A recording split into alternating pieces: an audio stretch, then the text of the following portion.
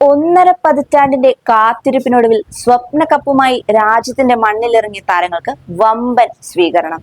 കേരളത്തിന്റെ അഭിമാനമായ സഞ്ജു സാംസൺ അടങ്ങിയ ഇന്ത്യൻ ടീമിനെ പ്രധാനമന്ത്രി നേരിട്ടാണ് സ്വീകരിച്ചത്. താരങ്ങളെ അദ്ദേഹം ഔദ്യോഗികമായി അഭിനന്ദിക്കുകയും ചെയ്തു. 17 വർഷങ്ങൾക്കു ശേഷം ഇന്ത്യ ലോകകപ്പ് നേടിയപ്പോൾ ടീമിന്റെ റിസർവ് ബെഞ്ചിലാണെങ്കിലും ഒരു മലയാളി ഉണ്ടായിരുന്നു എന്നത് കേരളത്തിനും അഭിമാന നിമിഷമായി.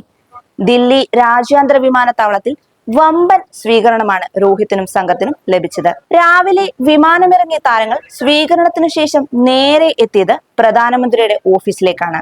ഇവിടെ പ്രഭാത ഭക്ഷണവും ഒപ്പം പ്രധാനമന്ത്രിയുടെ സ്നേഹോഷ്മള സ്വീകരണവും ലഭിച്ചു. വൈകിട്ട് മുംബൈയിൽ എത്തുന്ന താരങ്ങൾക്ക് ഇവിടെയും ആരാധകരുടെ സ്വീകരണമുണ്ട്. വാങ്കഡയിൽ വിക്ടറി പരേഡും തുറന്ന ബസിൽ സ്വീകരണവും നൽകുന്നതാണ്. ഇതെല്ലാം പൂർത്തിയാക്കി കേരളത്തിലെത്തുന്ന മലയാളികളുടെ സ്വന്തം സഞ്ജു സാംസണ് വമ്പൻ സ്വീകരണമൊരുക്കാൻ കാത്തിരിക്കുകയാണ് കേരളത്തിലെ ആരാധകർ.